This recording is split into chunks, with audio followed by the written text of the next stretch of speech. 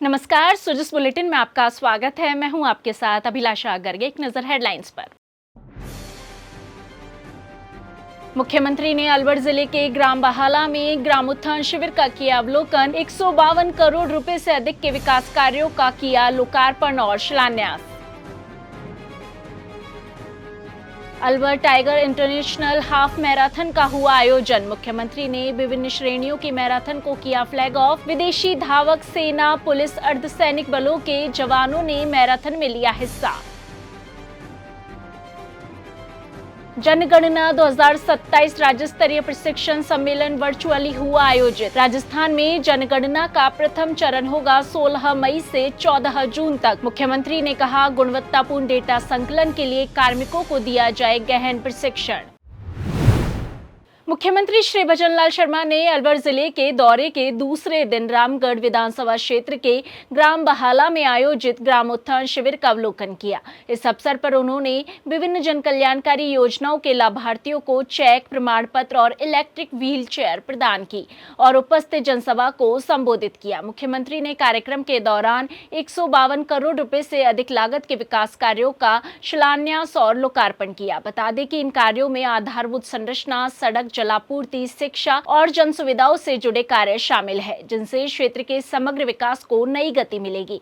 इस दौरान मुख्यमंत्री श्री शर्मा ने जनसभा को संबोधित करते हुए कहा कि प्रधानमंत्री श्री नरेंद्र मोदी के नेतृत्व में केंद्र और राज्य सरकार गरीब, युवा, अन्नदाता, किसान और महिलाओं के सशक्तिकरण के लिए निरंतर कार्य कर रही है। उन्होंने कहा कि सरकार की प्राथमिकता है कि योजनाओं का लाभ समाज के अंतिम छोर पर बैठे व्यक्ति तक सीधे पहुंचे। श्री शर्मा ने कहा कि इसी उद्देश्य से प्रदेश भर में ग्राम उत्थान शिविरों का आयोजन किया जा रहा है, जिनके माध्यम से ग्रामीण क्षेत्रों में पात्र लाभार्थियों को एक स्थान पर विभिन्न योजनाओं का लाभ उपलब्ध करवाया जा रहा है। उन्होंने ग्राम उत्थान शिविरों को सुशासन की दिशा में एक प्रभावी पहल बताते हुए कहा कि इससे ग्रामीणों को कार्यालयों के चक्कर नहीं लगाने पड़ते। मुख्यमंत्री ने रामगढ़ क्षेत्र के लिए एक महत्वपूर्ण घोषणा करते हुए रामगढ़ में मिनी सचिवालय खोलने की घोषणा की। उन्होंने कहा कि मिनी सचिवालय की स्थापना से आमजन को प्रशासनिक सेवाएं सुगमता से उपलब्ध होगी और क्षेत्रीय विकास को और अधिक मजबूती मिलेगी। हमारे राष्ट्र की आत्मा हमारे गांव में बसती है।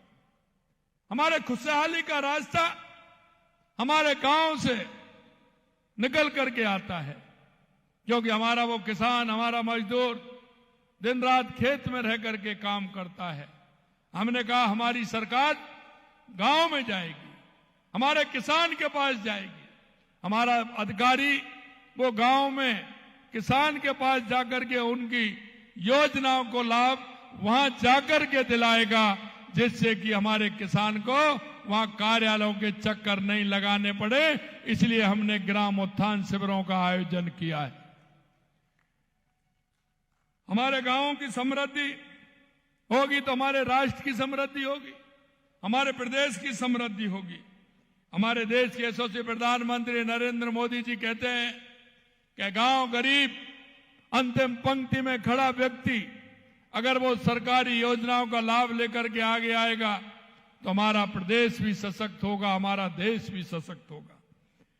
और इसके पीछे, क्योंकि जब वो सशक्त होगा, जब आत्मनिर्भर बनेगा, और हम चाहते हैं कि जो हमारी केंद्र और राज्य सरकार की योजनाएं, उन योजनाओं को आपको लाभ मिले और उन योजनाओं का लाभ लेकर के आपके जीवन स्तर ऊपर उठे।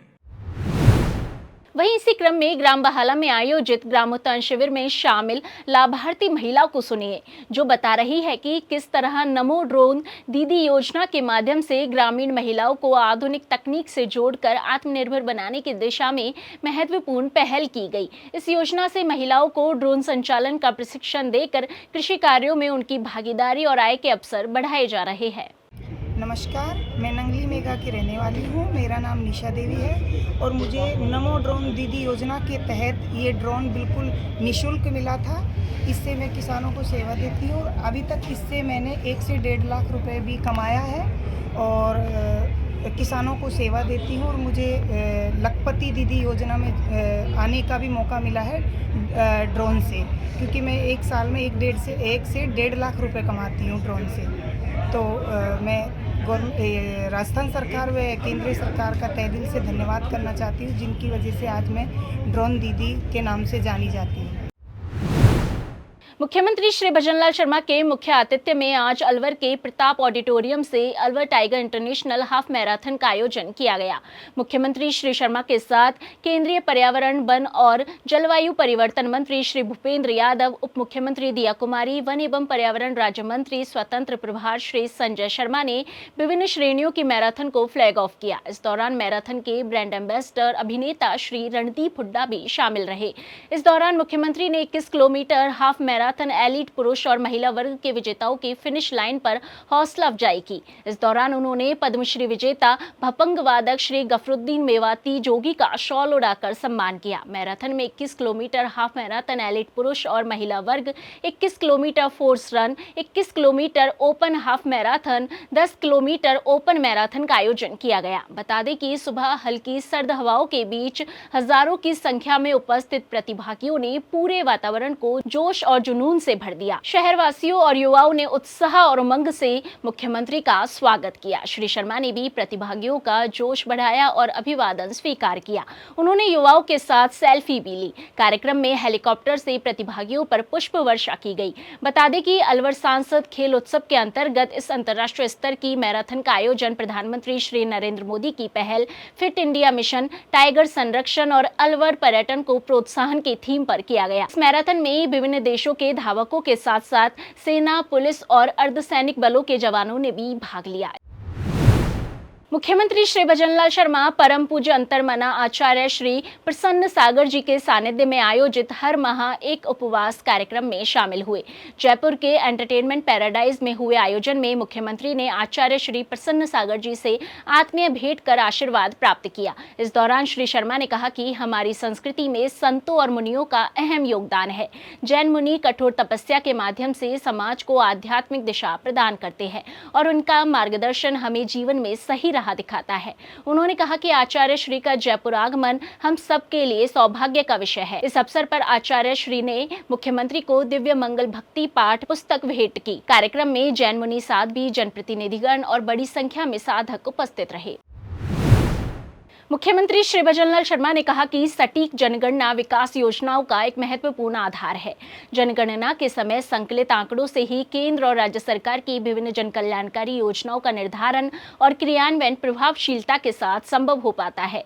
इसलिए सभी कार्मिक जनगणना कार्य को राष्ट्रीय कर्तव्य मानकर पूरी निष्ठा से संपन्न करें। श्री शर्मा जनगणना 2027 पर वर्चुअली आयोजित राज्य स्तरीय प्रशिक्षण सम्मेलन को संबोधित कर रहे थे। उन्होंने कहा कि जनगणना के पहले चरण अर्थात मकानों का सूचीकरण और मकानों की गणना का काम जितना सटीक होगा, व्यक्तियों की गणना का अगला चरण उतना ही त्रुटि रहित और सही होगा। उन्होंने कहा कि जनगणना हमारा संवैधानिक दायित्व है। इससे प्राप्त आंकड़े हमें विकास के स्तर और अपने लक्ष्यों तक पहुंचने की जरूरतों के बारे में बताते हैं। पुख्ता आंकड़ों से ही गांव शहरों के व्यक्तियों और परिवारों की स्थिति, बिजली, पानी, सड़क, शौचालय, स्कूल, चिकित्सालय, घरेलू गैस कनेक्शन आदि की उपलब्धता और आवश्यकता के बारे में जानकारी मिलती है।